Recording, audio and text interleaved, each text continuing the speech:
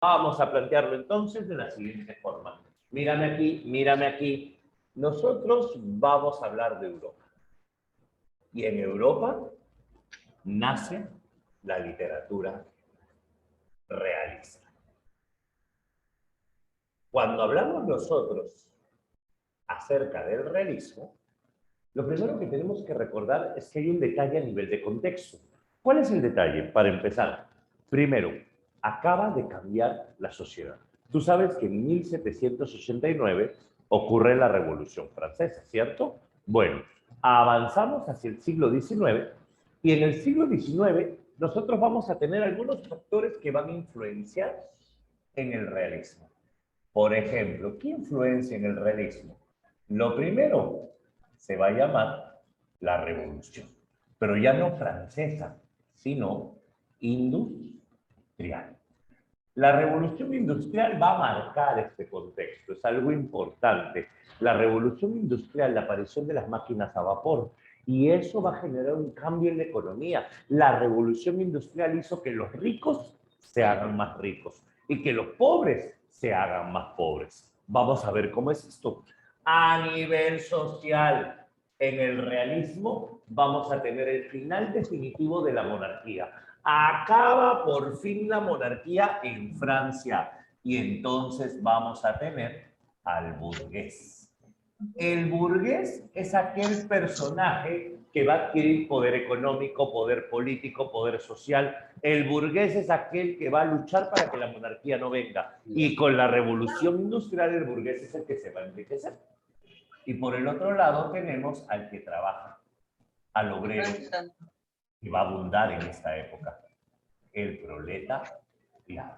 ¿Listo? En esta época, nosotros vamos a tener la aparición de una filosofía nueva.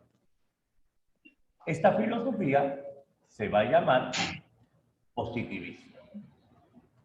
Y el positivismo es el auge de la ciencia. ¿Qué significa esto?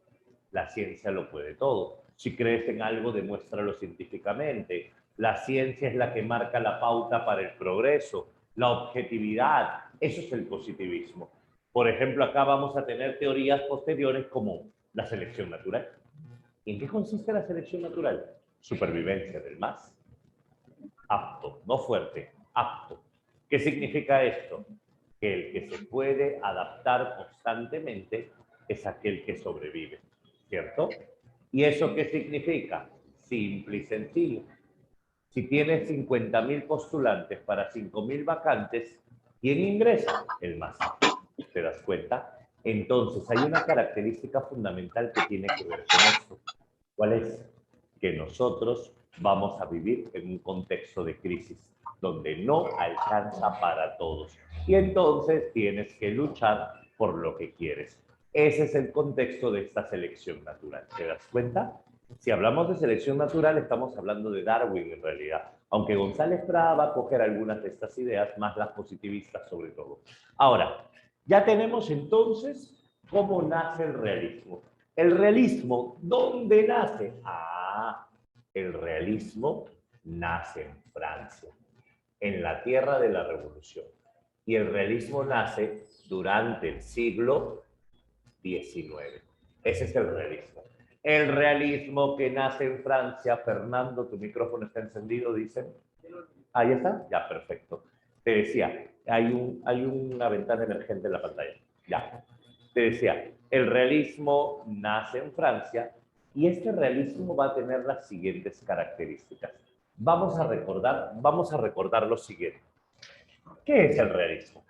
Para empezar, estamos en una época donde el escritor y la obra de arte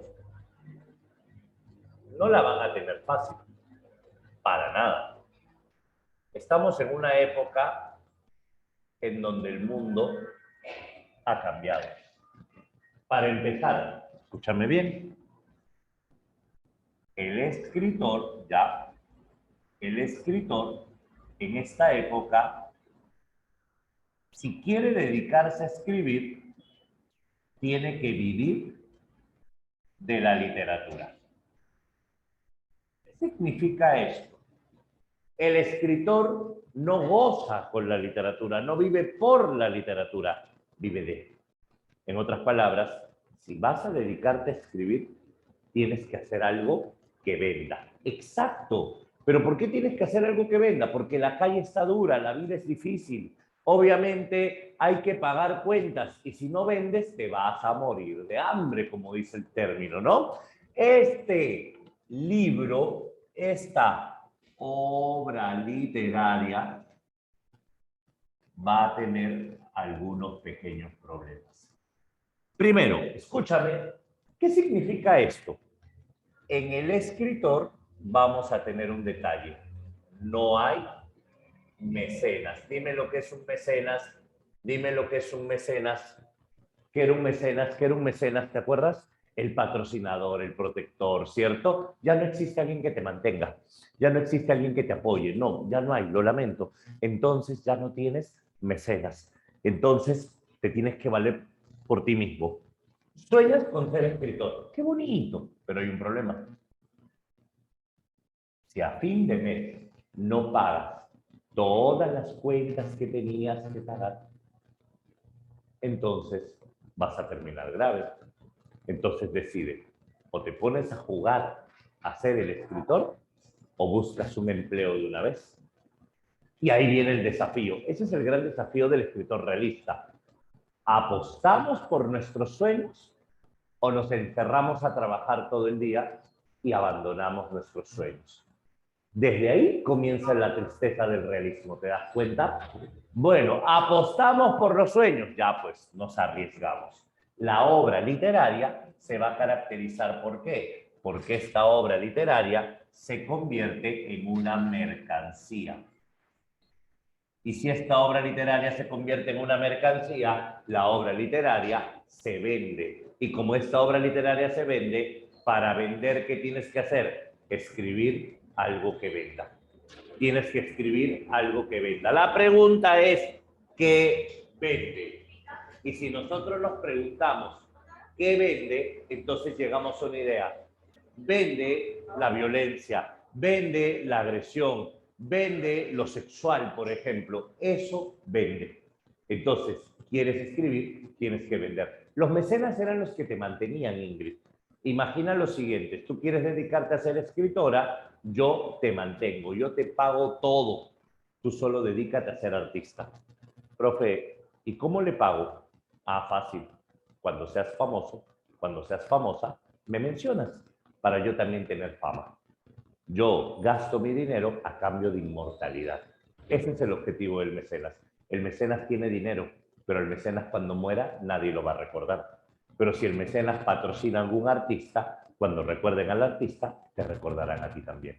¿Te das cuenta? Entonces, como ya no existen los mecenas, ya no hay quien te mantenga, tú tienes que pagarlo todo. Por ejemplo, uno de los mecenas más conocidos fue la Iglesia Católica en el siglo XV, porque la Iglesia Católica era la que apoyaba a Miguel Ángelo, a Leonardo da Vinci. Si hablamos de familias, los Medici. En historia vas a ver los Medici o los Medici eran la familia italiana de mecenas más reconocidos. Ahora, y si el artista no llegaba a ser reconocido, es un riesgo que tienes que correr. Simplemente dejas de mantenerlo y buscas otro. Además, los buenos mecenas no mantienen a uno, siempre mantienen a más de uno. ¿Te das cuenta? Ahora, otro detalle. Entonces, ¿qué vamos a hacer acá? Claro, es una inversión. La obra literaria se convierte en una mercancía y entonces esta obra literaria tiene que ser atractiva. Esta obra literaria tiene que reflejar la realidad. Ah, yo te pregunto si hay crisis, si hay pobreza, si hay dificultades. Obvio que sí. Si hay crisis, yo te pregunto si hay pobreza, si hay dificultades. La pregunta es, ¿qué cosa quieres? ¿Ver cuentos de hadas? ¿Ver obras con finales felices? No, quieres ver gente que esté peor que tú. Para levantarte el ánimo, quieres ver gente que esté peor que tú. Como cuando en el simulacro saliste en el puesto 85 y son 86 en tu salón, te deprimiste. Pero cuando viste que aquel que se burlaba de ti porque decía que sabía más, salió en el 86, a pesar de que eres del puesto 85, lo celebras. ¿cierto? Porque si alguien está peor que tú, te levanta la moral. Eso es el realismo. Ah, por eso es que acá vamos a tener nosotros en esta imagen violencia, agresión, crisis. Ese es el mensaje que vamos a tener acá. Podríamos decir que lo que yo quiero leer es una imagen fidedigna, así se llama, imagen fidedigna de la realidad. O sea, yo quiero ver el mundo tal cual es. Yo no quiero fantasear. Eso es realismo, ¿te das cuenta? Yo quiero ver el mundo como es. Yo no quiero idealizarlo. Y es acá, en esta etapa, donde vamos a tener que la literatura se vuelve un folletín. ¿Qué significa folletín? La prensa y la literatura se van a fusionar. Y cuando la prensa y la literatura se van a fusionar, nace el folletín. Te explico rápidamente. ¿Qué cosa es un folletín? Imagina lo siguiente. Publicar un libro es un costo muy grande. Para publicar tienes que publicar más o menos unos 1000 ejemplares. Imagínate gastar solo en el papel para 1000 libros. Ahí tienes una inversión grande. Segundo, no solo gastas en el papel para 1000 libros, también vas a gastar en la impresión de los 1000 libros, en el empaste de los 1000 libros, en el corte y traslado de los 1000 libros. Es una inversión grande. E imagínate que imprimes 1000 libros y solo vendes 10. Rayos, perdiste tu dinero. ¿Te das cuenta o no? Perdiste tu dinero. Hay escritores que se quedan con los libros en su habitación en cajas, porque simplemente no se venden. Entonces, no hay suficiente dinero para invertir, no hay suficiente dinero. ¿Qué hacemos? Buscamos un periódico y al periódico le ofreces tu libro. Y entonces el periódico va a publicarte tu libro, pero con una condición. Si la obra sale mal, se cancela. ¿Cómo que se cancela? Es que el libro no se publica de golpe. Cada semana publico un folletín, un pequeño capítulo, unas cuantas hojas. Y entonces cada semana tú vas al periódico, compras tu periódico y te vienen unas hojitas. No, no es un tráiler, es un capítulo, un capítulo. Vas leyéndolo por partes. Cada semana te sale un capítulo nuevo y vas coleccionando, coleccionando, coleccionando, coleccionando. Así como tus series de Netflix, Disney, HBO, que cada semana se publica una, que tienes que esperar todos los miércoles para ver tu capítulo nuevo, todos los jueves para ver tu capítulo nuevo, igualito, así era en esta época. ¿Y sabes por qué? Porque así no arriesgas mucho. Si a la segunda o tercera semana ves que no vende, cancela, cancela. Listo, termínala como sea, pero ponle un fin. Obviamente, no arriesgas mucho. Y si vende, hazla más larga, hazla más larga. Exacto, es una estrategia de marketing que genera suspenso. Por ejemplo, Crimen y Castigo de Dostoyevsky se publicaba semana a semana a nivel de folletos. Y cuando Dostoyevsky publicó todo Crimen y Castigo, demoró más de un año. Ojo, demoró más de un año. Llegó al final. Ah, sí, exacto. Por eso, cuando tú lees El asesinato de la vieja usurera, Raskolnikov le da a la vieja usurera el cenicero de plata, era lata, y cuando la vieja acabó de abrir el paquete, Raskolnikov estaba con el hacha así detrás de ella. Y la vieja se dio cuenta que era lata, y la vieja volteó para reclamarle, lo miró a los ojos y dijo, muchacho. Y él con el hacha en la mano. Y en ese momento acababa el capítulo. Y tenías que esperar una semana para saber qué pasaba. Ese es el suspenso que se crea en esta época. Y por eso la gente esperaba con ansias. Bueno, ahora, un detalle. ¿Sabes qué tan enfermo es este fenómeno? ¿Tan loco es este fenómeno? Que cuando el libro era muy bueno, ¿qué pasaba si se acababa? Es como cuando te acabas tu serie, tu programa, tu película y, oye, te genera un vacío, ¿cierto? Como que te deja la duda. Y entonces acá la gente le mandaba cartas a los periódicos. Por favor, una temporada más. Por favor, un capítulo más. Por favor, una escena postcréditos, ¿no? Y cuando Dostoyevsky acabó Crimen y Castigo terminaba precisamente en que Raskolnikov confesaba el crimen. Nada más, en que Raskolnikov confesaba el crimen. Pero la gente dijo, oye, hay varios cabos sueltos. No, cartas, cartas, cartas. Tanta fue la presión y tanto fue el negocio también, que el editor le dijo a Dostoyevsky, saca 20 páginas. Solo 20 páginas más. Un cierre, nada más, un cierre. Y entonces Dostoyevsky les hizo su cierre. Y contó lo de Siberia, que Sonia se fue con él, qué pasó con la hermana, qué pasó con la mamá. Cerró todas las historias. Y entonces se publica. Y es así que el público calmado. ¿Cómo termina Crimen y Castigo? El nuevo final. Y Raskolnikov mira a Sonia y en su rostro brilla el aura de una nueva resurrección porque es un hombre nuevo que a fuerza de difíciles gastos y esfuerzos tiene que cambiar. Y lo que le pasó a Raskolnikov y a Sonia a su regreso, si es que un día volvieron, eso será motivo de otra historia, pero esta ya terminó. O sea, ya no me molesten, pues, ¿no? Esta ya terminó. Fin. Así termina Crimen y Castigo, el nuevo final. Un ejemplo parecido de afán folletinesco va a ser con Arthur Conan Doyle. ¿Sabes quién es Arthur Conan Doyle? Habla, ¿sí o no? Inventó a un personaje muy famoso, Sherlock Holmes. El famoso investigador Sherlock Holmes fue inventado, creado por Sir Arthur Conan Doyle en Inglaterra. Y Sherlock también tiene que ver con esta época. Acuérdate que el autor era médico, médico forense, y todo esto está dentro del libro. Cuando Sherlock comienza a pegar tanto en la sociedad, ojo, más o menos son un promedio de casi 5.000 páginas sobre Sherlock Holmes, ¿cierto? Son casi, no, Charles Dickens, no, ese es otro autor. Son casi 5.000 páginas sobre Sherlock Holmes, para que te hagas una idea.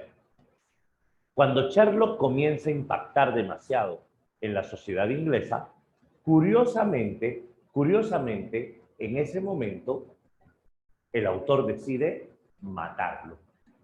Y en uno de los libros, Sherlock está enfrentándose al doctor Moriarty y Sherlock cae de una cascada. Y murió. Cuenta la historia que el autor, como era médico, quería dedicarse más a su profesión, así que dejó de escribir, lo mató a Sherlock, fin de Sherlock, acabamos con Sherlock. Tal fue la locura que la gente comenzó a mandar cartas, comenzó a pedir a la editorial, por favor, que no lo mates, que no lo maten, que no lo maten. Es más, la dirección de Sherlock, calle Baker 22B, existe hasta el día de hoy. Y toda la gente fue a la calle Baker, donde vivía Sherlock, entre comillas, a dejar arreglos florales. O sea, tal fue la locura, tal fue el impacto. Para la gente no estaba leyendo novelas, estaban leyendo crónicas reales, que comenzaban a dejar arreglos fúnebres en la calle Baker porque estaban de luto. Muchos usaban cintillos negros en el brazo porque Sherlock había muerto. Alucínate, en señal de luto, porque Sherlock había muerto. Y tal fue la locura, tal fue la neurosis, que el autor lo resucitó. Lo resucitó. Y en su siguiente novela, El Carbúnculo Azul, Sherlock se encuentra con Watson y resulta que al final le cuenta cómo fingió su muerte, le cuenta cómo había fingido su muerte solo para poder develar otro crimen. Eso precisamente hizo que se escriban más páginas sobre Sherlock. A ese nivel llega el afán folletinesco. Por eso te digo, la literatura es una mercancía. Y si la literatura es una mercancía, hay autores como estos que venden un montón y hay autores que no venden. ¿Se entiende hasta acá cómo funciona la novela realista o no? ¿Estamos bien? ¿Estamos bien? Perfecto. Ahora, ¿y qué características tiene esta novela realista? Vamos a analizarlas. La novela realista responde a las siguientes características. Primer punto, la novela realista, como tiene influencia del positivismo, se caracteriza por la objetividad. Hay un distanciamiento entre quien habla y lo que habla. La novela realista es más, es una novela que se presenta comúnmente con un narrador omnisciente. ¿Qué cosa es omnisciente? ¿Lo sabe? Todo. ¿Y el narrador omnisciente en qué persona gramatical estaba? Ah, tercera persona. Otro detalle que vamos a tener. Si hablamos nosotros acerca de la novela realista se va a caracterizar ¿por qué? La principal característica del realismo es la descripción detallada de la realidad. Así le vas a llamar, descripción detallada de la realidad. Vamos a describir la realidad con lujo de detalles. Una pregunta, ¿voy a mostrar la realidad tal cual es o voy a idealizarla? ¿Tal cual es o lo idealizo? Habla. Tal cual, excelente. Eso se llama verosimilitud. Así se llama, verosimilitud. ¿Qué es la verosimilitud? Lo que dijimos hace un momento. Una imagen verosímil o una imagen fidedigna de la realidad. Imagen verosímil o imagen fidedigna de la realidad. Otro rasgo que vamos a tener del realismo. El realismo se caracteriza por el análisis social, un profundo análisis social.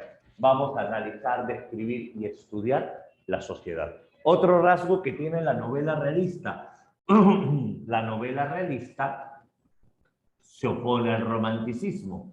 Entonces la novela realista rechaza la idealización. Primera idea. La novela realista rechaza el gusto por el pasado.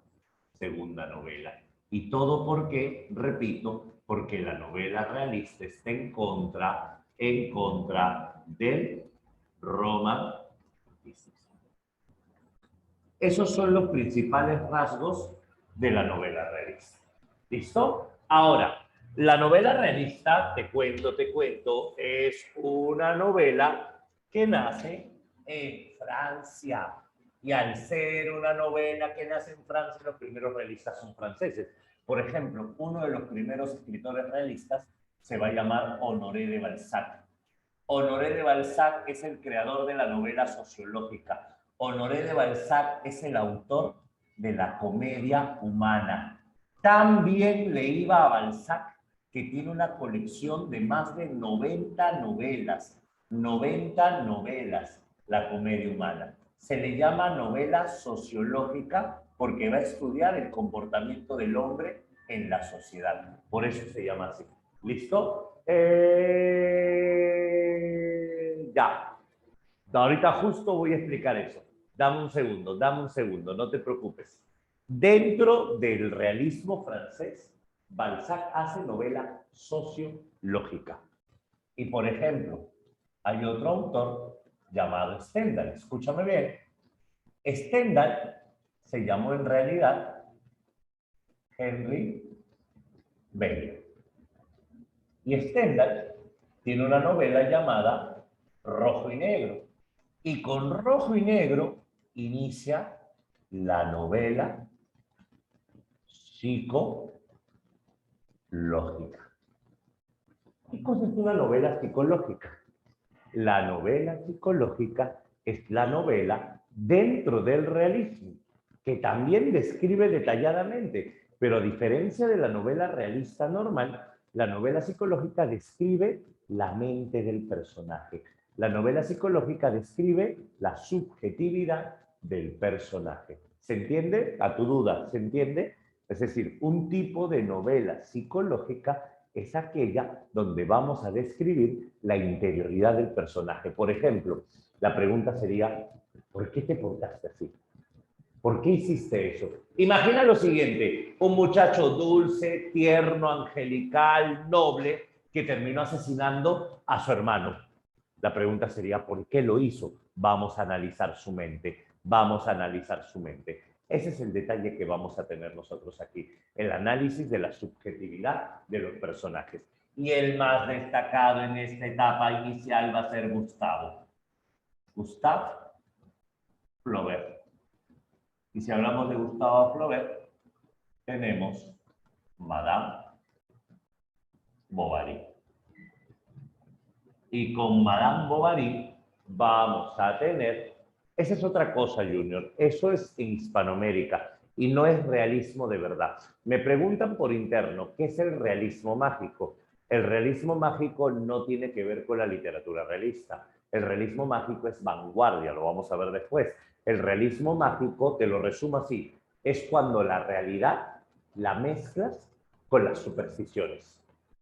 El realismo mágico es cuando la realidad la combinas con todas las creencias y supersticiones, como en Latinoamérica. No te metas con tu prima que te sale un niño con cola de cerdo. Eso es realismo mágico, una superstición.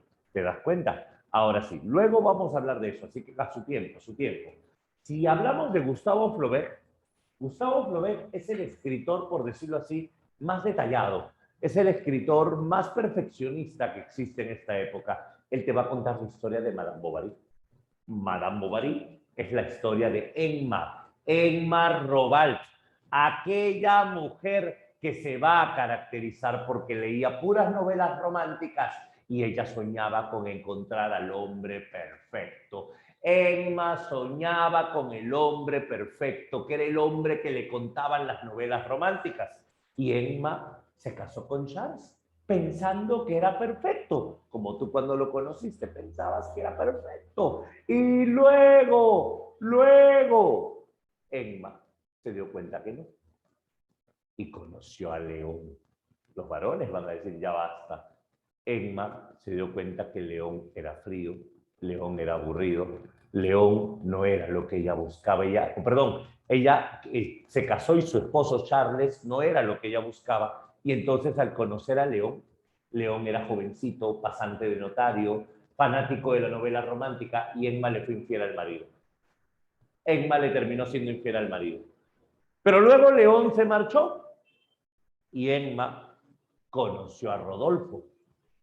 Y cuando Emma conoció a Rodolfo, Rodolfo era el seductor, Rodolfo era el apasionado, Rodolfo era, no, al contrario, Rodolfo era quien la hacía endeudarse, más bien, la hacía endeudarse. Y entonces, al final, Rodolfo la deja y Emma se queda sola. Un detalle, si tú te das cuenta, Charles es el hombre responsable, prudente, trabajador, maduro. León es el muchachito tierno, dulce, pasante de notario, fanático de novela romántica. Rodolfo es el hombre apasionado, seductor, erótico, fervoroso. Si tú fusionas a los tres, te sale el hombre perfecto. No son iguales, ¿te das cuenta? Si tú fusionas a los tres, te sale el hombre perfecto. Emma buscaba el hombre perfecto, solo que hizo la fusión, pues, ¿no? Maestra, ¿cierto? Maestra. Ahí está. Es así. Es así. ¿Por qué? Porque el hombre perfecto no existe. El hombre perfecto... ¡Ah, qué tal brava! El hombre perfecto sí. Al final, Emma, desesperada, agobiada por las deudas, termina suicidándose tomando arsénico. Tomando arsénico. Y al final Charles se enteraría después de muerta que la esposa le fue infiel. Eso es una novela realista. Alguien mencionaba, bueno, estábamos hablando de hombres a los que le fueron infieles, ¿sí? Volvamos. Ahora, eso es Francia. Y ahora hablemos de Rusia. Estoy haciendo el panorama para empezar. Vamos, no te lamentes. Si hablamos nosotros acerca, escucha, si hablamos nosotros acerca del realismo, en Rusia, en realismo ruso, vamos a tener a Fedor Dostoyevsky. Fedor Dostoyevsky es el padre de la novela psicológica. Fedor Dostoyevsky va a trabajar la novela psicológica en Crimen y Castigo, la historia de Rodion Romanovich Raskolnikov, el estudiante de Derecho que deja los estudios por falta de dinero. Esto es de lo que vamos a hablar en la novela rusa. Y con esto, mis pequeños, tengo el panorama de literatura universal. Ahí tengo qué es el realismo, en qué época nace y cuáles son los escritores realistas. Dime, ¿se entiende? ¿Está claro? Solo para empezar, cuéntame, háblame. Sí. Perfecto. Ya está. Ahora sí, déjame tomarle una foto para que quede para ti. Y se la mandamos al live. Uy, decía, ¿por qué está tan bello? Se activó el modo selfie. A ver, ahí está. Ya está. Ahora sí. Borramos. Ahora sí estamos preparados para hablar de Perú. Ahora sí estamos listos para analizar la literatura peruana. iPhone, no, no es iPhone, es Samsung. Es Samsung nomás.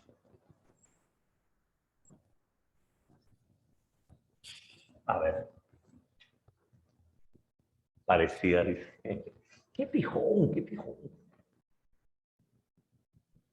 Ahora, una vez que hablamos del realismo a nivel universal, tenemos que irnos al Perú. Y tenemos que hablar en Perú cómo es el realismo.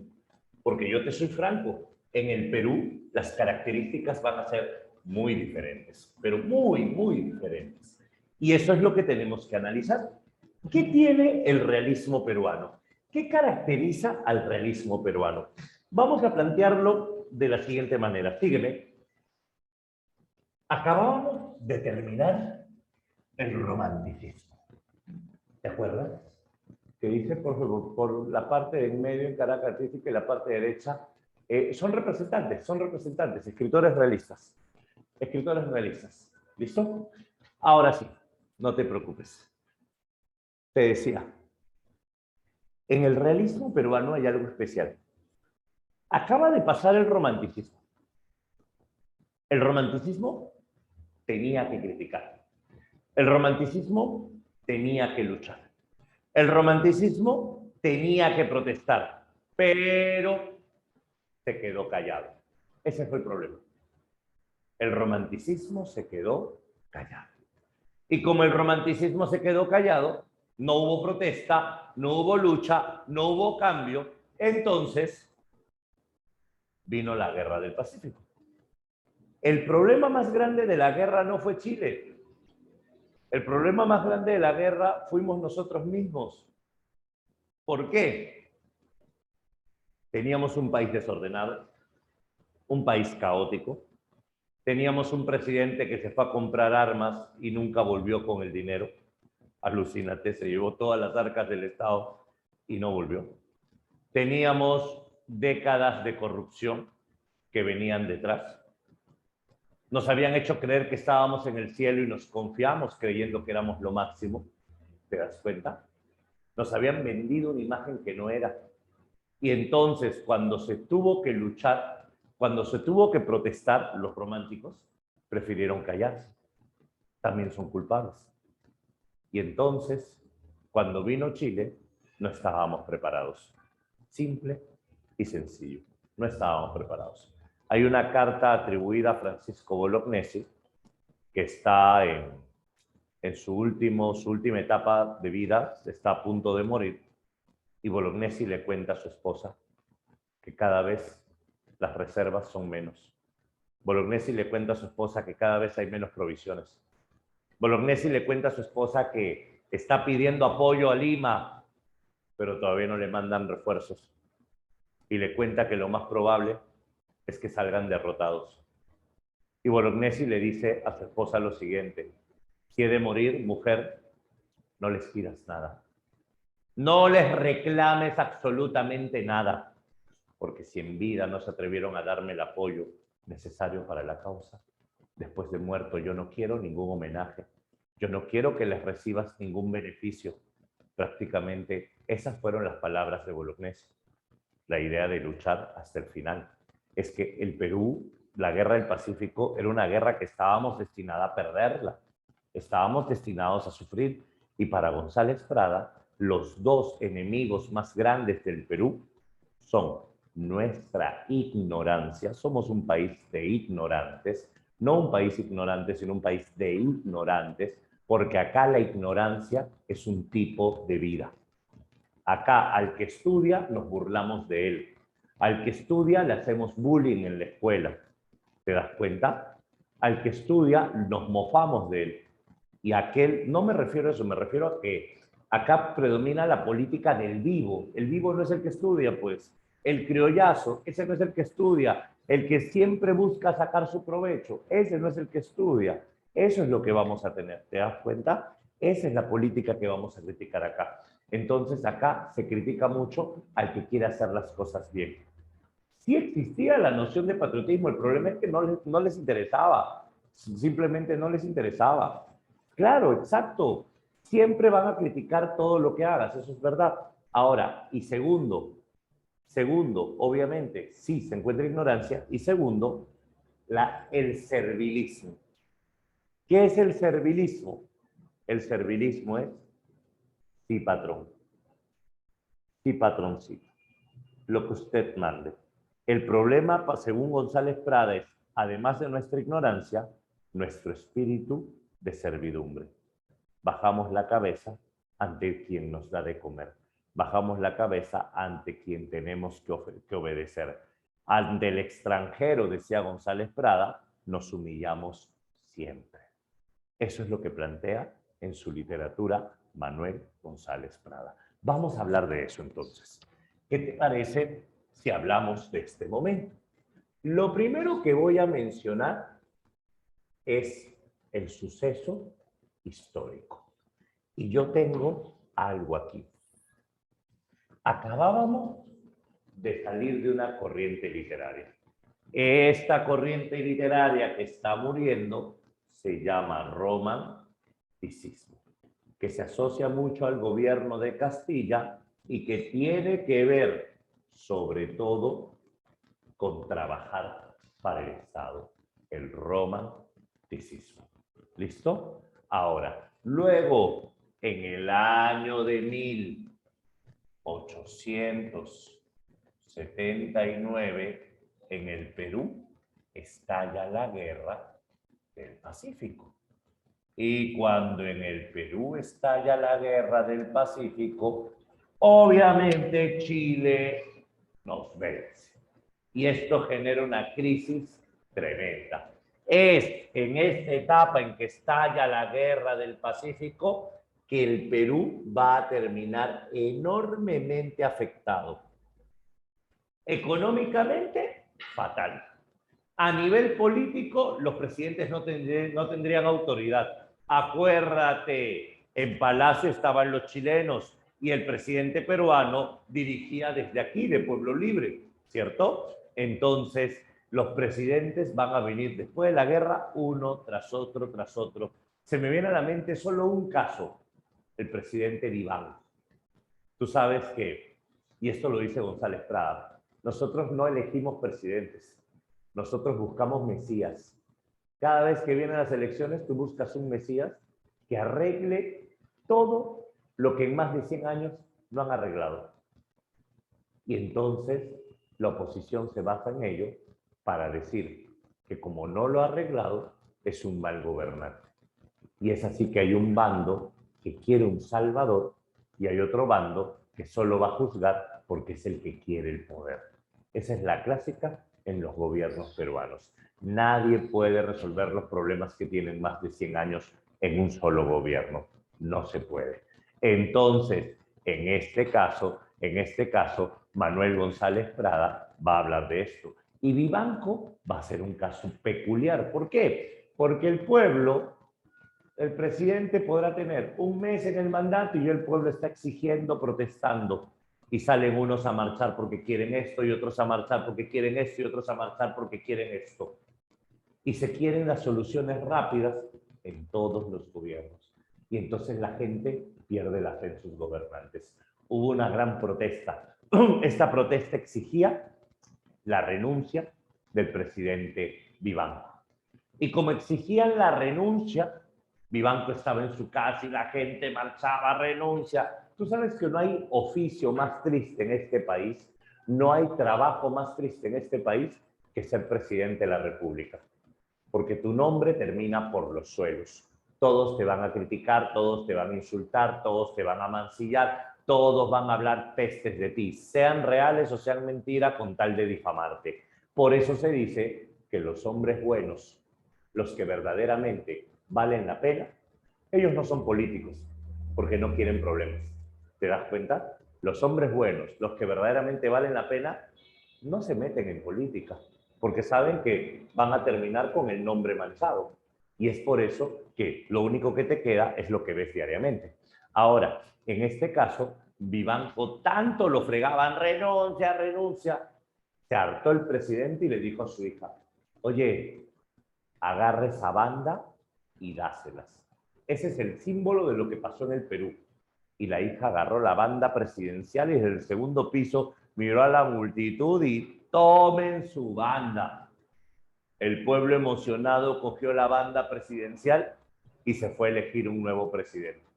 Y así va la historia de este país. ¿Te das cuenta? Así va la historia de este país. No pienses que porque vayas a votar un presidente se soluciona. No, al siguiente también lo van a querer votar. Y así sucesivamente. Eso es precisamente lo que vamos a tener acá. Esa es la crisis en la que nos vamos a ir convirtiendo poco a poco. Y esta crisis va a generar un deseo de levantarte. El deseo de salir de la crisis es una época que en la historia del Perú se llama reconstrucción nacional. El Perú se quiere levantar de las cenizas. El Perú quiere salir del hoyo. El Perú quiere cambiar. El problema es ese, pues la democracia implica educación y si el pueblo no está educado nunca va a votar bien. Ese es el gran conflicto. Ahora, escúchame, si hablamos nosotros de reconstrucción nacional, ¿qué es la reconstrucción nacional? Yo te lo cuento, el Perú quiere levantarse y es por eso que al Perú llega una filosofía. La filosofía se va a llamar positivismo. Cuando Chile dominaba el Perú, se cerraron las fronteras. Y entonces el conocimiento del mundo no llegaba. Y en este caso, como no llegaba el conocimiento del mundo, el Perú no estaba actualizado. Se fue Chile y se volvieron a abrir las fronteras. Y cuando se abrieron las fronteras, el Perú descubrió muchas cosas nuevas. Un ejemplo sencillo.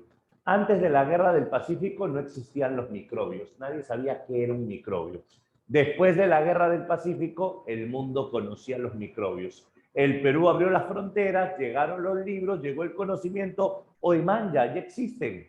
Antes de la Guerra del Pacífico no existía el conocimiento experimental. Después de la Guerra del Pacífico nació el conocimiento experimental y el Perú lo aprendió. Por eso hubo un hombre que en esta época intentó aplicar el método experimental en él mismo. ¿Quién? Daniel Alcides Carrión. Él es de esta época, por si acaso, de la época positivista precisamente. Él vivió en esta época. Ahora, otro detalle que vamos a tener nosotros aquí. En este afán de reconstrucción nacional vamos a querer cambiar todo el Perú. Y es así que nace el realismo peruano. Y este realismo peruano va a ser anti. ¿Sabes qué cosa es esto, no? El realismo peruano es anti, en contra, anticlerical. ¿Cuál es el gran problema? La iglesia siempre se unió al poder. La iglesia siempre estuvo coludida con el poder. La iglesia entonces va a ser para el Perú perjudicial. ¿Qué vamos a hacer? Critiquemos a la iglesia. Nos oponemos a la iglesia. Ese es el primer detalle. Anticlerical. ¿Y por qué nos oponemos a la iglesia? Porque nosotros creemos en la ciencia, no en la iglesia. Segundo, antirromántico. ¿Qué significa esto? Estamos en contra del romanticismo, porque los románticos se callaron cuando tenían que pelear. Los románticos bajaron la cabeza cuando tenían que rebelarse. Y tercero, anti-español. ¿Por qué? Porque imitar a España nunca nos ha hecho bien. Tenemos que dejar de imitar a España para que el Perú cambie. Esto sería nuestro pensamiento nuevo. Y es en esta etapa donde van a ser lo que conocemos como el realismo peruano. Entonces, hablemos del realismo peruano. Esto nos viene en examen de admisión. Si hablamos nosotros del realismo peruano, es anticlerical, antirromántico, antiespañol. ¿Qué más tiene nuestro realismo peruano? Primera idea, sí vamos a tener objetividad, igualito que en Europa, porque vamos a mirar seriamente para analizar. Sí vamos a tener un profundo análisis social. ¿Qué significa esto? Vamos a analizar la sociedad, vamos a analizar, exacto, vamos a reflexionar por el problema nacional, es un profundo análisis social, es cierto, pero ¿cómo reflexionamos sobre nuestra realidad? Un detalle, yo amo al Perú. Y si tú no lo amas, te conviertes en mi enemigo. Ah, esto se llama nacionalismo. E incluso le llamamos nacionalismo agresivo. Yo amo el Perú y si tú no lo amas, pues nos enfrentamos. Siguiente. El realismo peruano se va a caracterizar. ¿Por qué? Porque en la literatura realista peruana nosotros vamos a tener sobre todo una sensación de anarquismo. Yo quiero acabar con la clase política vigente. Quiero hacer un cambio total a nivel político. Quiero hacer una renovación a nivel político. Esa palabra es bonita. Esa palabra es muy bonita. El realismo peruano se caracteriza por la renovación. ¿Qué clase de renovación? Escúchame bien. Yo quiero hacer una renovación política, porque estoy harto de la clase política dominante. Yo quiero hacer una renovación social, porque quiero cambiar la sociedad. Yo quiero hacer una renovación generacional. Ah, ¿qué cosa es una renovación generacional? Que ya los viejos no rijan el destino de este país, que vengan los jóvenes a cambiarlo todo. ¿Te das cuenta? Que vengan los jóvenes a cambiarlo todo. Entonces hay renovación política, renovación social, renovación generacional y sobre todo renovación ideológica. Hay que cambiar la mente de los peruanos. Hay que cambiar la mente de los peruanos. Que venga el buen Leguía, habla bien, Leguía. Sobre Leguía vamos a hablar la próxima semana. Sobre Leguía vamos a hablar la próxima semana. Así que tan bueno no es. Anarquismo es cuando te cansas de todo. Anarquismo es sin gobierno, cuando quieres acabar con el poder, con la clase política, con todo, ¿cierto? Claro, Leguía era el regalón, Leguía era el regalón. Anarquismo es cuando quieres acabar con todo. Aunque si tú miras la tumba de Leguía, la tumba de Leguía es bien interesante, dice lo siguiente: al mejor presidente de la historia del Perú. La tumba de Leguía dice eso, ¿no? Al mejor presidente de la historia del Perú. Es que de muerto todos son buenos. Un presidente que murió en prisión, por si acaso, murió en prisión, ni siquiera murió en libertad. Bueno, ahora, ahí tenemos nosotros entonces el realismo peruano. ¿Qué más debemos saber? Planteamos lo siguiente. El realismo peruano va a ser un realismo que genere la revaloración. La pregunta es, ¿qué se revalora en el realismo peruano? Mira, te lo cuento. En el fácil, te cuento. Acá, el realismo peruano se va a caracterizar ¿por qué? Porque en este realismo peruano nosotros vamos a tener sobre todo lo que se conoce como revaloración, primero, del joven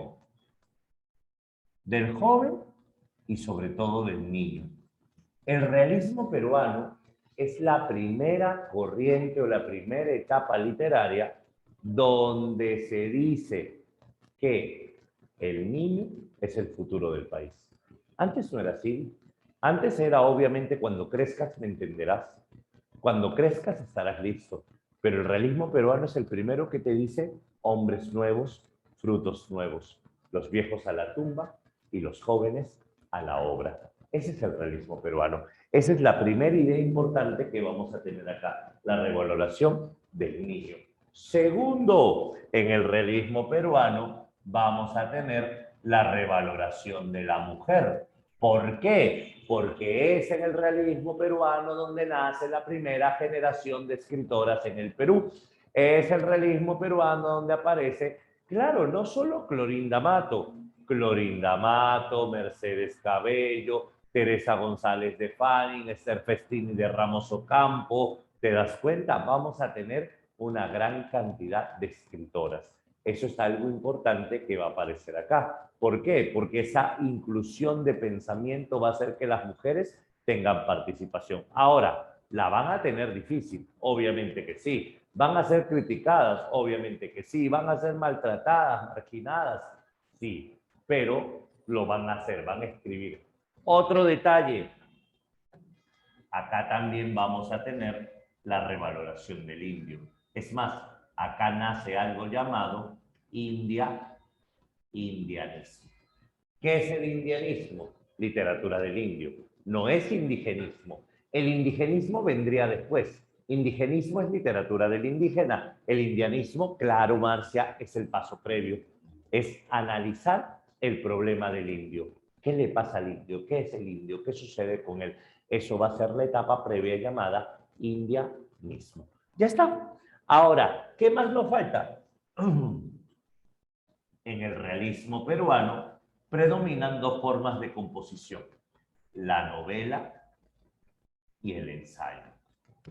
Esto es lo básico que tengo que saber acerca del realismo peruano. Claro, son paternalistas, ahorita vamos a hablar de eso. Ya está, ya tengo algunas ideas acerca del realismo. La pregunta es, ¿y este realismo en literatura cómo se va a caracterizar? Ah, depende de los representantes. Vamos a plantear algunos de ellos. Mira, ve, que dice, pero Prada, claro que hizo poesía, pero destaca en novela y ensayo. Todo destaca en novela y ensayo. Prada también fue poeta, pero como poeta más que realista, va a ser precursor del modernismo. Eso es otra cosa. ¿Listo? Vamos a explicarlo con calma. En cuanto a los representantes del realismo peruano, planteamos algunas ideas y luego ya comenzamos a estudiar a los que nos tocan. A ver, representantes del realismo peruano. El líder del realismo peruano va a ser Manuel González Prada, el sibarita, el apóstol de la muerte, el anticristo. Manuel González Prada, para tu examen de admisión, destaca con páginas libres, páginas con J, porque está en contra de la RAE, ¿listo? Páginas libres. ¿Dónde está el famoso discurso en el Politeama? Esto es Manuel González Prada. Ahora, existen otros realistas más. Por ejemplo, ¿qué fue con esa I? Explícame. Ah, claro. González Prada no solo va a poner la J en vez de la G, va a colocar la I en vez de la Y, va a tildar los monosílabos que no se tildan. Es que González Prada se opone a la Real Academia Española. ¿Listo? Se opone a la Real Academia Española. Ahora, no es que no sabía escribir, lo hace a propósito y eso lo vamos a explicar en breve. Es una escritura fonética. Claro, es como el compañero también es adrede, no es ignorancia, es obviamente una intencionalidad política, una intencionalidad social, claro que sí, eso sí tiene que ver. Ahora, otro detalle, tenemos aquí, por ejemplo, a Mercedes Cabello de Carbonera. Si hablamos de Mercedes Cabello de Carbonera, ella va a ser naturalista, ella va a ser también una mujer escritora dentro de la literatura peruana. Y con Mercedes Cabello, lo que vamos a tener nosotros es, por ejemplo, Blanca Flor. Con Mercedes Cabello vamos a tener una novela descriptiva. La autora que viene en San Marcos es Clorinda Mato de Torner. Clorinda Mato de Torner va a ser una mujer que se va a enfrentar a las autoridades andinas y entre ellas sobre todo a la iglesia. La iglesia es más que nada eso, ¿cierto? Con Clorinda Mato de Torner vamos a tener el indianismo paternal con Aves sin nido. Y el último que voy a mencionar son los básicos, Abelardo Gamarra, conocido obviamente como el tunante. Y este Abelardo Gamarra tiene un ensayo llamado 100 años de vida perdularia. 100 años de vida perdularia. Y esto es el panorama de la literatura realista peruana. Ahora, un punto que tenemos que saber. ¿Por qué te menciono otros autores además de González Prada o Clorinda Mato? Lo que pasa es que en una pregunta de eco tipo San Marcos, no solo te colocan fragmentos de Clorinda Mato, no solo te colocan fragmentos de González Prada. Tranquilamente pueden colocar un fragmento de Mercedes Cabello, pueden colocar un fragmento de Abelardo Gamarra, pero profe, entonces hay que estudiarlos. No, lo que te pide el examen de admisión es que entiendas el realismo. O sea, por ejemplo, ¿qué característica del realismo está presente en el fragmento de Mercedes Cabello? No te están preguntando sobre Mercedes Cabello, te están preguntando sobre las características del realismo. Eso es lo que tenemos que manejar nosotros. Por eso siempre es bueno que tengas un panorama, un contexto. Ahora sí, con esto ya estamos preparados. ¿Qué vamos a hacer a continuación? Vamos a hacer toda una pizarra analizando la mente y analizando los temas de Manuel González Prada. Vamos a hacer toda una pizarra solo de González Prada para ver cómo es que viene en examen de admisión y vamos a compartir el discurso en el Politeama. Vamos a ver algunos fragmentos. Y luego hablamos de Ave sin nido, pero no es indigenista, no. Es indianista, Ave sin nido, indianista. Te voy a explicar esa diferencia en breve. ¿Qué dice? ¿Nos puede hacer un pequeño relato? Sí, vamos a hablar por eso. Nuestra siguiente pizarra es para hablar las obras. Vamos a hablar de los autores y de las obras en específico. No te preocupes por eso. Entonces, ¿qué hemos hecho en un inicio? Hemos planteado qué es el realismo a nivel universal. Hemos planteado el contexto del realismo a nivel universal. Hemos planteado los escritores realistas a nivel universal. Hemos borrado. Nuestro segundo panorama, hemos planteado el contexto del realismo en el Perú. Hemos hablado de las características del realismo en el Perú y hemos hablado de los representantes del realismo en el Perú. Ahora nos toca ahondar los autores y con eso tendríamos todo el panorama. ¿Está claro hasta acá? Cuéntame. ¿Está sencillo? Sí. Háblame. Perfecto con la hora. ¿Tú qué dices? ¿Sí? Perfecto. Entonces le vamos a tomar una foto de esto, borramos y seguimos. Te mando la anterior foto.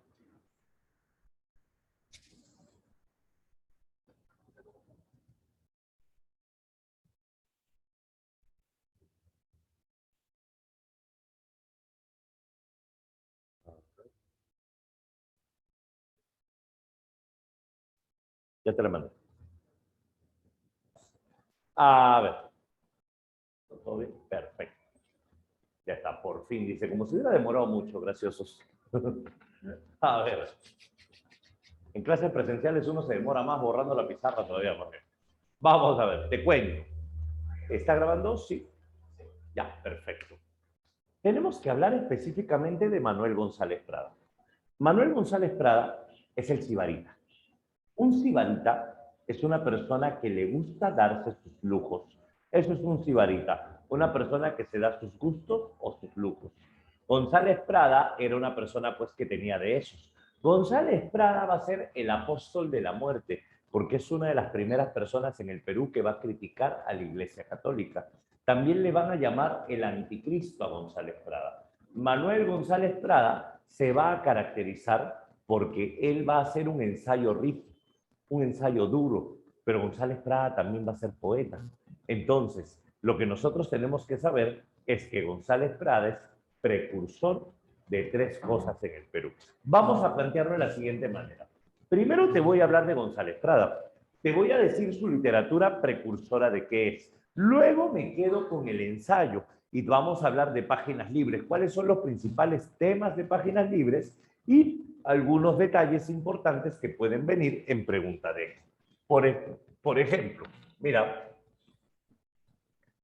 hablemos acerca de Manuel González Prada. Primera idea, rápidamente. Si nosotros hablamos acerca de Manuel González Prada, lo primero que tengo que recordar es que este escritor, Manuel González Prada, como te dije hace un momento, llamado el Sibarita, a veces estos apodos los suelen poner en preguntas, llamado el apóstol de la muerte, llamado el Anticristo, va a destacar en el Perú, primero, porque a nivel de su literatura, González Prada es precursor de tres cosas. Primera idea, Manuel González Prada, y si vino en el anterior examen y no la supe, ya, Manuel González Prada va a ser precursor primero del modernismo. ¿Qué es el modernismo? El modernismo es la primera poesía que nace en toda Hispanoamérica. La próxima semana hablamos de ella.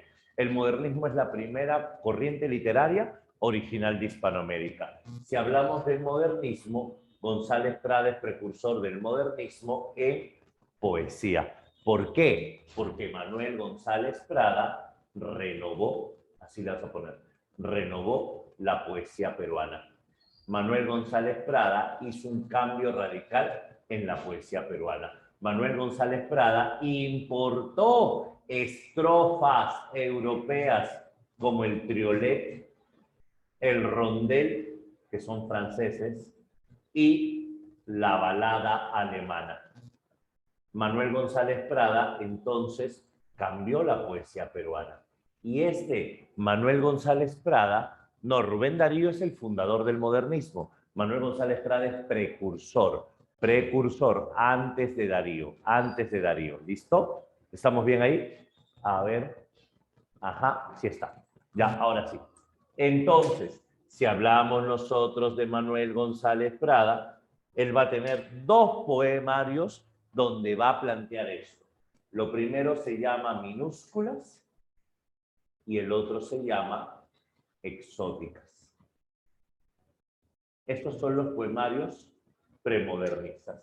En esta época, González Prada va a escribir cosas como: amor, si eres un bien arrebatado al cielo, ¿por qué las dudas, el gemido, el llanto? La esperanza, el tormentoso espanto, las turbias noches de febril desvelo. Y si eres un mal en el terrestre suelo, ¿por qué los goces, la sonrisa, el canto? La esperanza, el glorioso encanto, las visiones de paz y de consuelo. Si eres nieve, ¿por qué tú vivas llamas? Si eres llama, ¿por qué tu hielo inerte? Si eres sombra, ¿por qué la luz derramas? ¿Por qué la sombra si eres luz querida? Si eres vida, ¿por qué me das la muerte? Y si eres muerte, ¿por qué me das la vida? Claro, ese juego de palabras, por ejemplo, es muy premodernista. Tenemos aquí también que la literatura de González Prada va a ser precursora del socialismo. González Prada va a ser conocido como precursor del socialismo. ¿Por qué? Porque González Prada va a proponer una renovación política e ideológica, cambiar la realidad del Perú. Y Manuel González Prada, en otros textos, por ejemplo, en otros textos, no en el discurso, en el Politeama, incluso propone una reforma laboral. Manuel González Prada habla de los derechos del trabajador ya en el siglo XIX, ¿correcto? Y es acá que vamos a tener al menos un par de libros. Aquí está, por ejemplo, Páginas Libres. Y acá tenemos también Horas de Lucha. En Horas de Lucha habla sobre las condiciones laborales. Tenemos también que Manuel, claro, el discurso en el Politeama está en Páginas Libres, claro que sí. El discurso en el Politeama está en Páginas Libres. Y tenemos también que Manuel González Prada es precursor del indigenismo. ¿Y por qué González Prada es precursor del indigenismo? Páginas con J, ahorita vamos a explicar, sí, porque está en contra de la Real Academia. González Prada es precursor del indigenismo porque González Prada plantea la revaloración del indio. Ojo, él no es indigenista, es precursor del indigenismo. Pero González Prada no conoce la palabra indígena, conoce la palabra indio. Y esto se llama indianismo, así le vas a llamar, indianismo. Si hablamos de González Prada como precursor del indigenismo, González Prada lo que va a tener acá es precisamente que el problema del indio, para González Prada, el problema del indio se centra en un concepto: educación. Si tú educas al indio sale del hoyo. Si tú educas al indio crece. Si tú educas al indio alcanza dignidad. Para Manuel González Prada, esto sería un indianismo en donde al indio lo ves desde arriba, como un niño que no sabe. Por eso es un indianismo paternal o un indianismo paternalista. El indio es el ser indefenso, el que no sabe, el que tú tienes que educar. Y en el caso de González Prada dice: dale educación, a ver si se levanta. Dale educación, a ver si surge. Esa es la idea que nace acá, el indianismo paternalista de Manuel González Prada. Acá González Prada va a tener esto. Primero, en Páginas Libres. También, en Páginas Libres también va a hablar del indio, pero también tiene otra obra que habla solo del indio, que se llama precisamente así: Nuestros indios. Nuestros indios. Y con esto vamos a tener entonces las tres ideas de la que es precursor. ¿Listo? ¿Qué más debo saber? Manuel González Prada, a mí me interesa por un texto. Y este texto de Manuel González Prada se va a llamar Páginas Libres. Mencionemos a Páginas Libres. Si hablamos nosotros acerca de Páginas Libres, lo primero que voy a hacer es fijarme en esta J. Y al fijarme en esta J, yo puedo decir que Manuel González Prada es un escritor que se manifiesta en contra de la RAE. ¿Y por qué se opone a la Real Academia Española? Por eso mismo, porque es española. Manuel González Prada va a tener prácticamente una escritura rebelde, o también se puede llamar, en este caso, antihispanismo, que está en contra de España, antihispanismo, y también escribe como suena, escritura fonética. Por ejemplo, la palabra páginas, para González Prada, páginas, que tú sabes que se escribe con G, él la va a escribir con J. Porque él dice: si suena J, le pongo J. Oye, pero la academia, ¿qué academia? Española. ¿Tú eres español? Yo tampoco. Otro, la Y, cuando hablas de conjunciones, González Prada le escribe como I. Ella y él, con una I en vez de una Y. O, por ejemplo, tú sabes que los monosílabos no se tildan. Por ejemplo, la A no lleva tilde. González Prada sí escribe A con tilde. ¿Te das cuenta? Esos son algunos rasgos que caracterizan a la escritura rebelde de González Prada en contra de la RAE. Otro detalle: Páginas Libres no es un ensayo. Páginas Libres es un conjunto de ensayos. Conjunto de ensayos y discursos de Manuel González Prada. Por ejemplo, dentro de Páginas Libres vamos a tener algunos textos que bien conoces. Dentro del libro Páginas Libres tienes el discurso en el Politeama, que es el que suele recordar San Marcos. Dentro de Páginas Libres tienes el discurso en el Ateneo de Lima, donde habla acerca de la literatura peruana.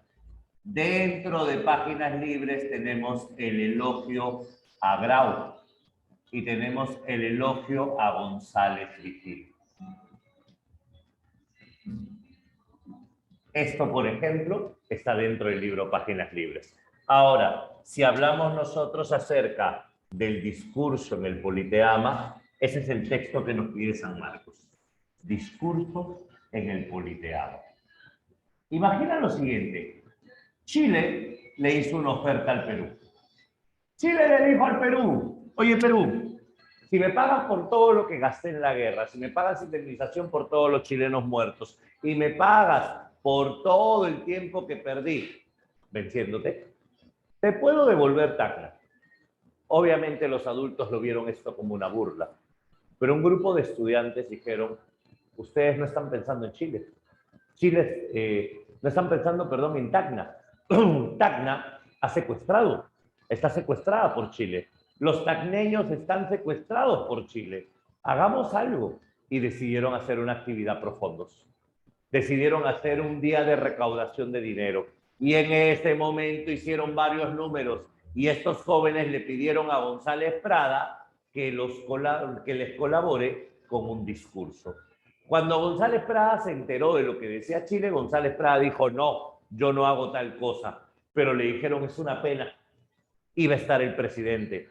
Cuando González Prada se enteró que iba a estar el presidente, González Prada aceptó. Sin pensarlo, aceptó. ¿Por qué? Porque en aquella época, si tú querías insultar al presidente, tenías que decírselo en su cara. Hoy en día lo etiquetas, tuiteas, retuiteas. Pero en cambio, en esa época, para insultar a un político tenías que decírselo en su cara y atenerte a las consecuencias. Entonces González Prada se emocionó.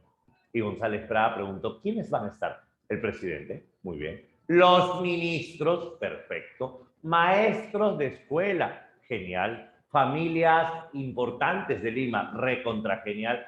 Entonces González Prada aceptó a cambio de una condición.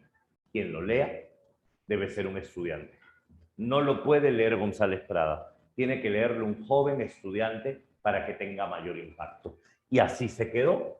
Y entonces el día del evento, el discurso en el Politeama sería leído por el estudiante Gabriel Urbina.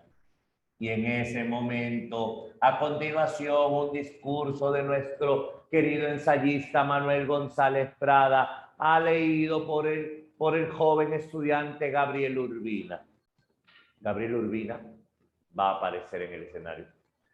Y Gabriel Urbina, con el discurso en la mano, va a comenzar a leer. Imagínate, presidente en primera fila, ministros en la siguiente, militares, y decía, los que pisan el umbral de la vida se juntan hoy para dar una lección a los que se acercan a las puertas del sepulcro. La fiesta que presenciamos hoy tiene mucho de patriotismo y algo de ironía. El niño quiere recuperar con el oro lo que el viejo no supo defender con el hierro. Toma, primera idea. La primera distinción que vamos a tener acá es la idea de niño versus viejo. En la orgía de la época independiente, los viejos se tomaron el vino generoso y nos dejaron tan solo las heces. Imagina lo que está diciendo. El viejo se tomó el vino y a los jóvenes solo les dejó heces, excremento, nada más. Dice, vosotros que sois superiores a vuestros padres, tenéis la misión de escribir el bochornoso epitafio de una generación que se va, marcada por la guerra civil de medio siglo, una crisis enorme y la mutilación del territorio nacional. Si hubiese que buscar culpables, ¿quién tiraría la primera piedra? Siguiente, niños, sed hombres, madrugad a la vida, porque ninguna generación tuvo deberes más justos que satisfacer, ni venganzas más justas que remediar. La mano brutal de Chile arrancó nuestra carne y machacó nuestros huesos. Pero los verdaderos enemigos, los vencedores, fueron nuestra ignorancia y espíritu de servidumbre. Acá González Prada va a plantear esto.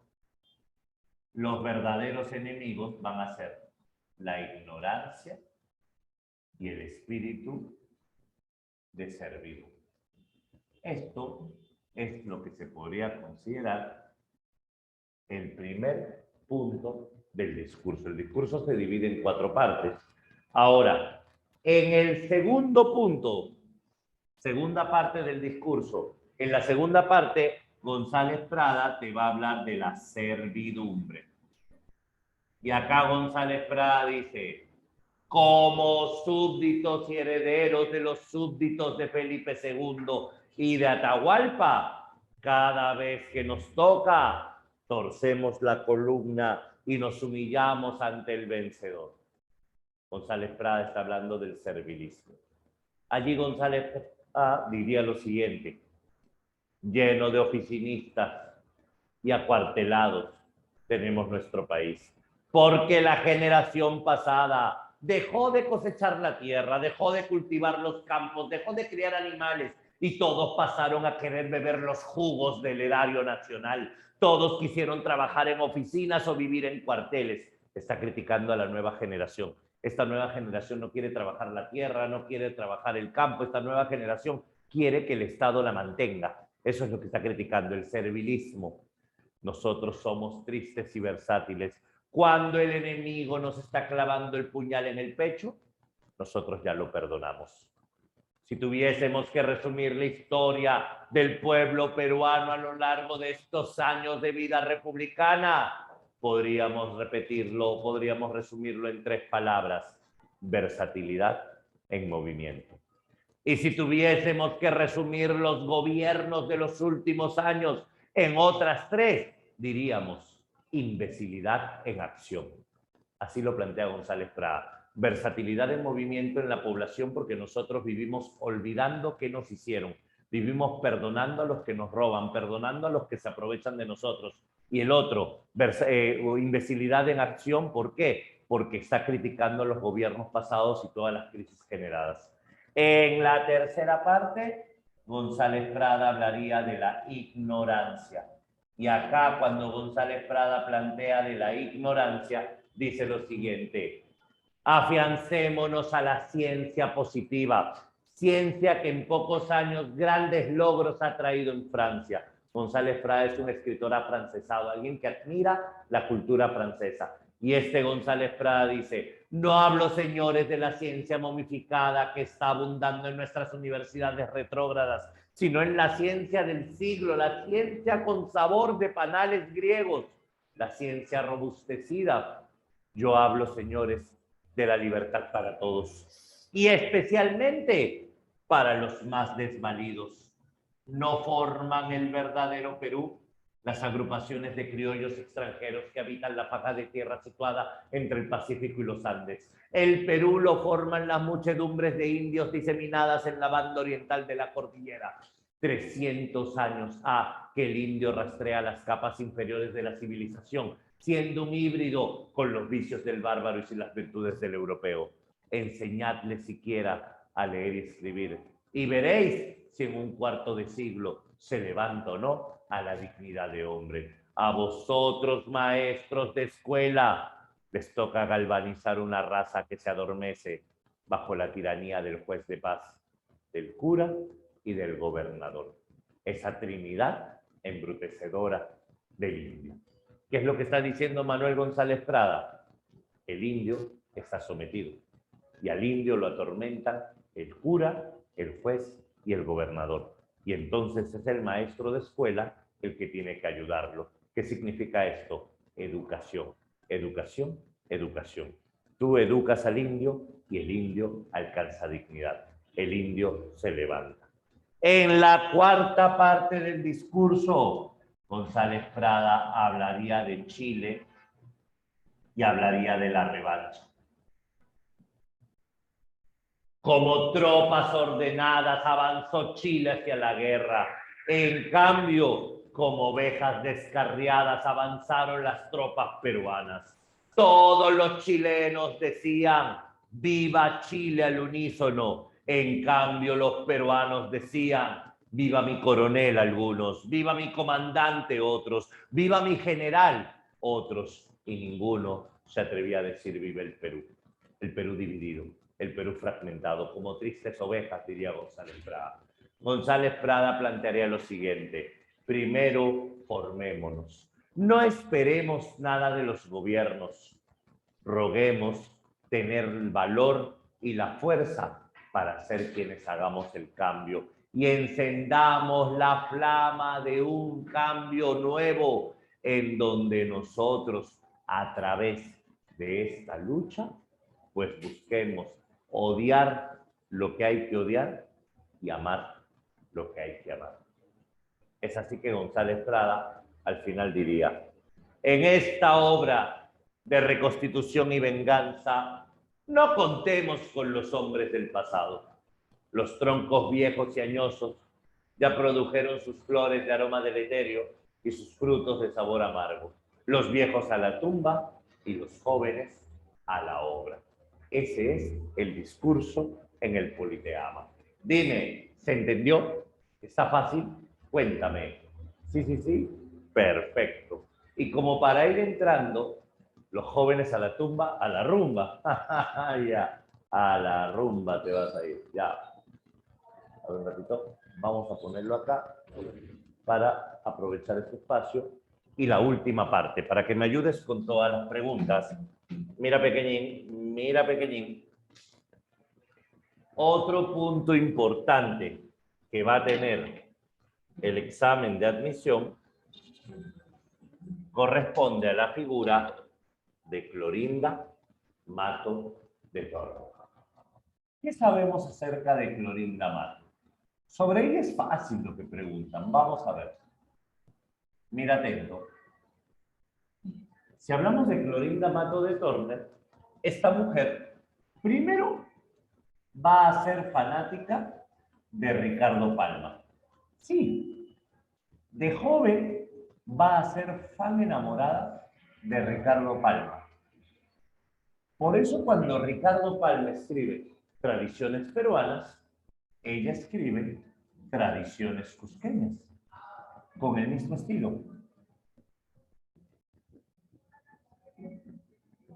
Pero luego González Prada apareció en su vida. Cuando Clorinda Mato de Torner leyó a Manuel González Prada, abrió los ojos y Clorinda Mato de Torner cambió todo. Como dicen, uno le reza a cualquier santo cuando no conoce a Dios, ¿cierto? Y entonces Clorinda Mato conoce a Manuel González Prada y ahí escribiría Ave sin Nido. Ave sin Nido es la novela de influencia de González Prada. ¿Qué sabemos de Ave sin Nido? Algunas ideas rápidas. Escúchame. Primera idea. Clorinda Mato de Torner va a ser una autora anticlerical. Sobre todo va a criticar el abuso de los sacerdotes. Clorinda Mato de Torner va a ser indianista paternal. Indianista paternal. Clorinda Mato de Torner va a ver al indio como el ser indefenso, como el ser desprotegido. Acá hay algo importante. Esto es importante. La protección del indio. Si recuerdas, Manuel González Prada decía, dale educación. Manuel González Prada decía, fórmalo, edúcalo y que se las vea. Pero Clorinda Mato no. Clorinda Mato es pobrecito, hay que protegerlo. El criollo, el blanco letrado tiene que proteger al indio. Es como que Clorinda Mato es hasta más maternal que paternal, ¿cierto? Para Clorinda Mato el indio es un ave sin nido, un ser indefenso a que el blanco tiene que cuidar, al que el blanco tiene que proteger. Por eso Clorinda Mato de Torner va a hablar mucho sobre la protección del indio. Hay que protegerlo. El blanco criollo letrado tiene la misión de protegerlo. Otro detalle más. Claro, eso también. Clorinda Mato de Torner va a plantear la revaloración de dos personajes. Primero, el indio. Y segundo, la mujer. Pero la revaloración de la mujer en Clorinda Mato va de dos maneras. Primer punto, sí hay que educarlo, pero también protegerlo, Primer punto, escúchame, a la mujer la revalora con su propia vida, al ser ella una mujer que destaca en la literatura. Y segundo, en las obras, ella va a denunciar el abuso contra la mujer. Porque si estamos hablando de un sacerdote que abusa, las abusadas son mujeres, ¿te das cuenta? Las que sufren son mujeres, precisamente. Por ahí va la revaloración. Otro detalle, ella también seguiría hablando de educación. Ella también seguiría hablando de cultura, formación. Esa sería Clorinda Mato de Torner. Ahora, ¿Cuál es el problema que tienen González Prada y Clorinda Mato? Ambos revaloran al indio, pero no lo conocen. No conocen al indio, simplemente lo intentan revalorar. Por eso es que no es indigenismo. No es indigenismo porque todavía no conocen al indio. Ese es el gran problema. En esta etapa, en Aves sin Nido, se habla de un pueblo llamado Quilla. Y en el pueblo de Quilla vas a tener tres autoridades: el juez, el cura y el gobernador. Los tres que mencionó González Prada. Clorinda Mato va a establecer una literatura que denuncia a las autoridades civiles y autoridades religiosas. Civiles y religiosas.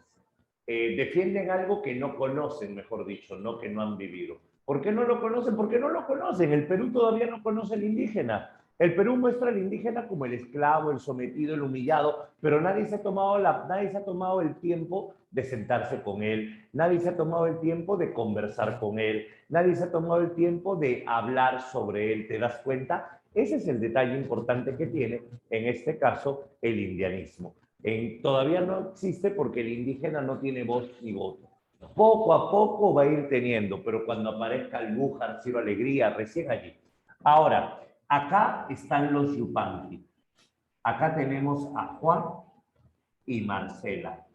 Juan y Marcela son los indios Yupanqui. Los indios Yupanqui son aquellos que viven sometidos por el trío diabólico. Acá, por más que se esfuerce el indígena, no puede salvarse del abuso, no puede salvarse del reparto anticipado, de la mita, son formas de explotación. Y los tres notables están coludidos. Entonces tiene que aparecer una pareja de esposos, los Marín. Los Marín precisamente representan al criollo, al blanco letrado. Fernando y Lucía Marín son aquellos que van a proteger a los indios.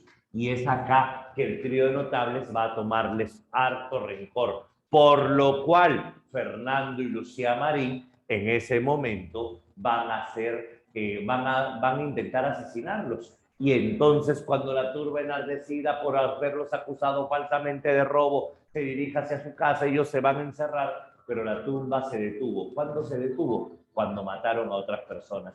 ¿Y a quiénes atacó la turba? A los que quisieron salvarlos, Juan y Marcela. Y cuando estos estaban a punto de morir, Marcela le pidió que cuide de sus hijas.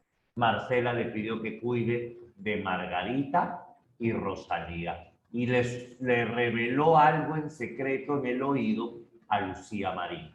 Entonces los esposos Marín se llevaron a Margarita y Rosalía. Y cuando estaban viajando, se enteraron que el hijo del gobernador Manuel los estaba siguiendo. Y cuando Fernando encara a Manuel, Manuel le dice: yo no quiero hacerle daño, yo quiero conversar con Margarita. ¿Tú qué quieres con Margarita? Es que yo estoy enamorado de la Margaracha, le dice. Y entonces Margarita resulta que también estaba enamorada de Manuel. Y como Margarita y Manuel están enamorados, qué bueno, dice, pero ¿y tu papá qué va a decir? El gobernador no es mi papá. En realidad, hace mucho tiempo vino un cura a este pueblo. El cura Miranda y Claro, y él se aprovechó de mi mamá. Yo soy hijo de ese cura. Y cuando escuchó Lucía se puso a llorar. ¿Qué te pasa? Ay, Dios de Dios. Ay, mis aves sin nido. Margarita, tu mamá antes de morir me dijo que tú no eras hija de Juan Yupanqui, ¿o no? Que en realidad tú habías nacido por un abuso, ¿o no? Donde un cura, precisamente Pedro, Miranda y Claro, ¿o no, es tu verdadero padre? Ustedes, Margarita y Manuel, no pueden estar juntos, no pueden estar felices, porque ustedes son hermanos. Precisamente, esa es la denuncia que hace Clorinda Mato. ¿Te das cuenta? Esa es la denuncia que está haciendo Clorinda Mato. El abuso de los sacerdotes, de las autoridades eclesiásticas. Ahora, escribir esto en una novela del siglo XIX es un verdadero acto de rebeldía.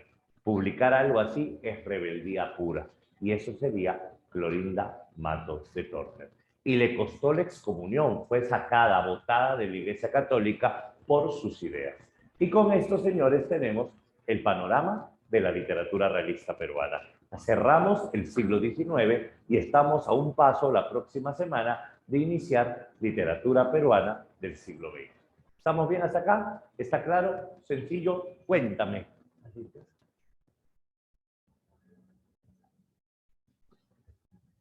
Vamos a ver las preguntas entonces. ¿Cómo que hubiera sido mi primo? Habla bien, Paula, habla bien.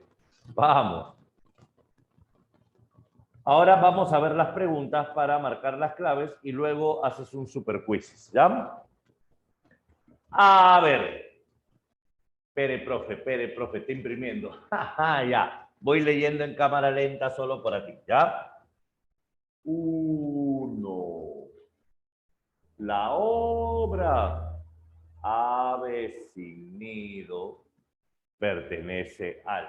Pareciese que Ave sin nido, escúchame bien, pareciese que Ave sin nido fuese indianista. Claro, pero no hay clave que diga indianista. Ya, pero el indianismo pertenece a una corriente. ¿Cuál es la corriente? Dímelo, dímelo, dímelo. La corriente es indigenismo. No, no vayas a marcar indigenismo. La corriente es realismo. Entonces, en la 1, ¿qué cosa marcas? Beso. Muy bien.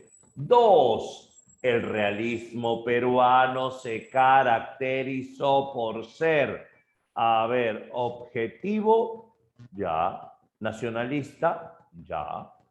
Anárquico, sí. Subjetivo, no. Tacha subjetivo. Borra subjetivo. Táchalo, táchalo. Anticlerical, sí. Fantástico, no. Tacha fantástico, tacha fantástico. Defensor de la oligarquía, tacha eso. El defensor de los oprimidos, no de la oligarquía. La oligarquía era el grupito que tenía el poder, el grupito que tenía el poder. No, jamás los defendería. Entonces, la única que tiene 2 características del realismo es la letra A. Pregunta número 3.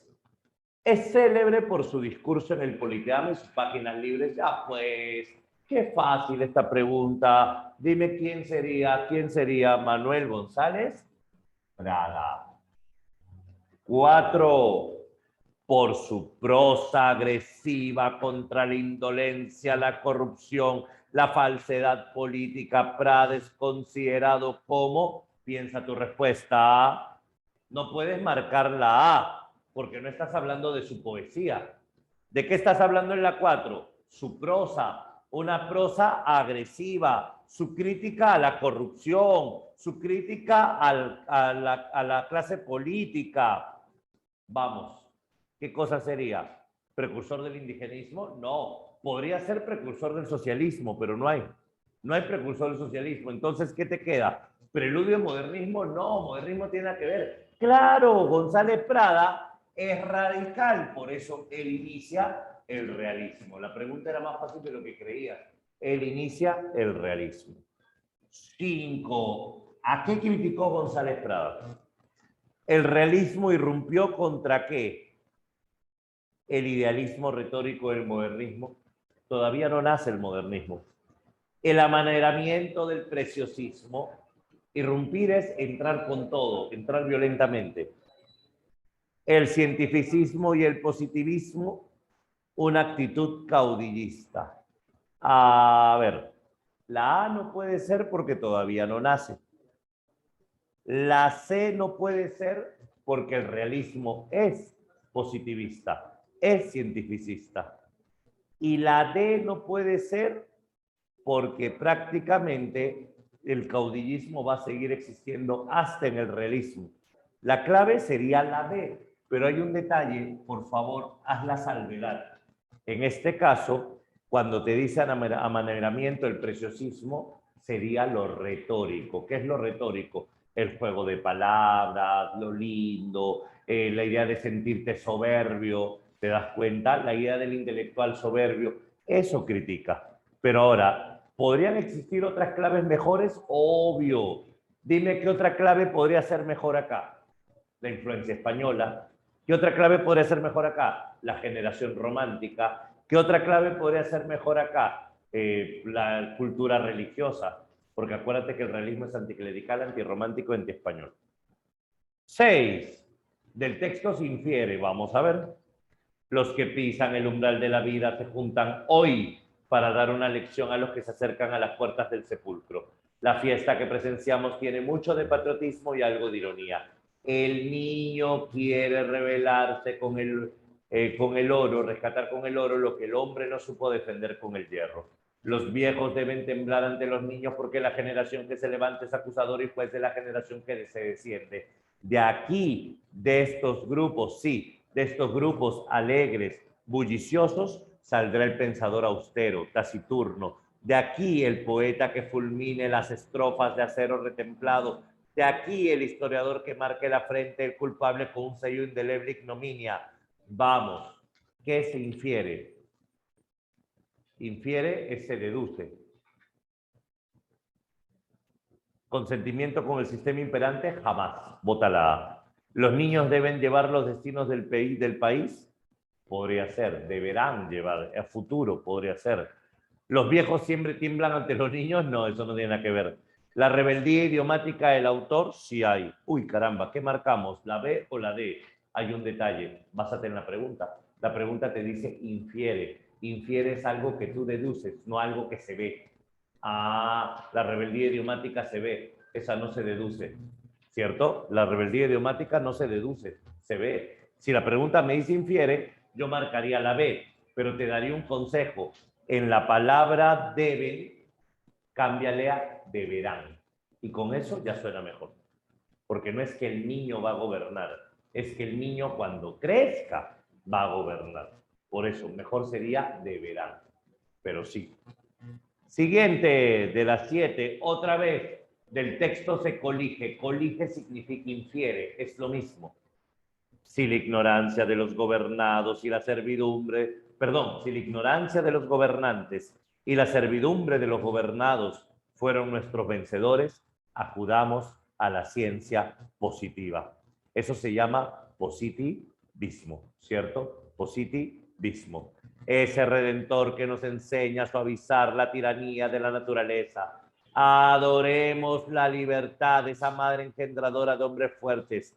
No hablo, señores, de la ciencia momificada en universidades retrógradas, hablo de la ciencia robustecida, de la sangre del siglo, de la ciencia con ideas de radio gigantesco, de la ciencia que trasciende a juventud y sabe a miel de panales griegos. Este fragmento vino en el último simulacro presencial de San Marcos, en donde la clave siempre va a ser positivismo, ciencia. Ciencia, ciencia, ciencia, ciencia. ¿Cuál sería la clave? Revanchismo contra Chile, no. Llamado a los jóvenes, no. Exaltación de la ciencia objetiva. Se sobreentiende que está exaltando la ciencia. Él dice, acudamos a la ciencia. Entonces podemos inferir que él exalta la ciencia. Pregunta 8. Del texto en el discurso en el Politeama se deduce que el autor, imagino se refiere al texto anterior, porque no hay otro texto, ¿cierto? Imagino se refiere al texto anterior. Redentor, redentor es aquel que viene a solucionarlo todo. El redentor es aquel que viene a salvarnos. Salvador. A ver, del texto, parte del discurso del Politeama, se deduce que el autor. Supongamos que es el texto anterior, veamos. ¿Critica a los viejos? No, no está criticando a los viejos. ¿Hace un llamado a los jóvenes a la acción? No, acá no lo hace. Está hablando de qué cosa tiene que estudiar. ¿Critica al clero? Reflexiona sobre los jóvenes del pasado. Ah, ahí está. Vamos, mira las últimas líneas, mira las últimas líneas. Ciencia positiva que solo en un siglo de aplicaciones industriales produjo más bienes a la humanidad que milenios enteros de teología y metafísica. Solo en un siglo la ciencia ha hecho más que miles de años de religión, que miles de años de fe. Ya está, pues. Dime, el autor que está criticando ahí, la iglesia, ¿cierto? La clave sería la C. La clave sería la C. Si no fuera del texto anterior, no sabríamos de dónde basarnos.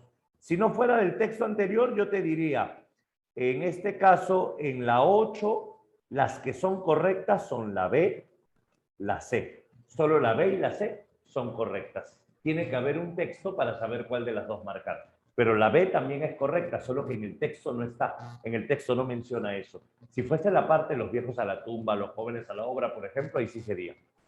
9, otra vez dice el texto. Imagino que es el texto anterior. El texto evidencia la admiración del autor a Ah, ya. Vamos a ver. Dice, ciencia, la sangre del siglo, ciencia de radio gigantesco, la ciencia redentora, ciencia positiva, más bienes que milenios de teología.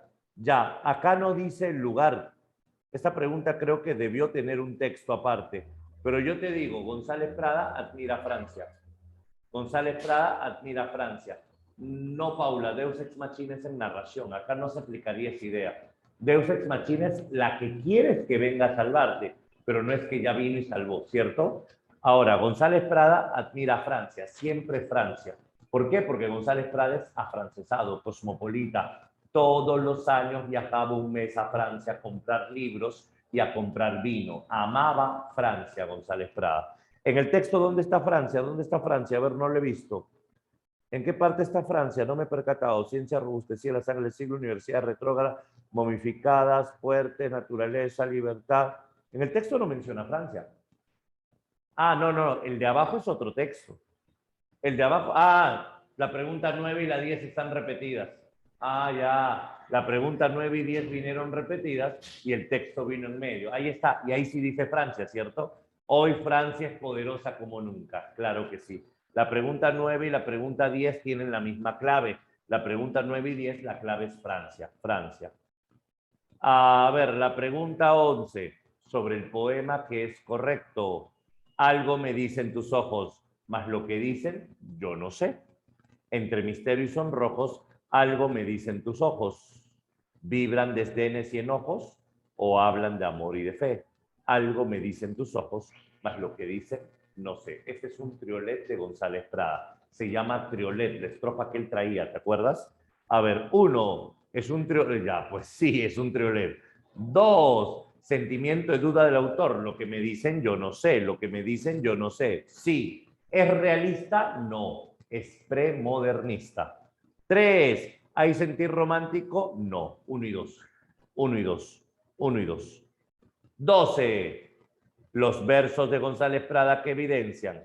Resignémonos en prosa, mas en verso combatamos por la azucena y la rosa. Dime, ¿por qué no es romántico? Porque González Prada no es romántico.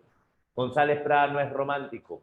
Romántico es libertad, romántico es angustia metafísica. Acá González Prada está siendo exótico. Exótico es modernista.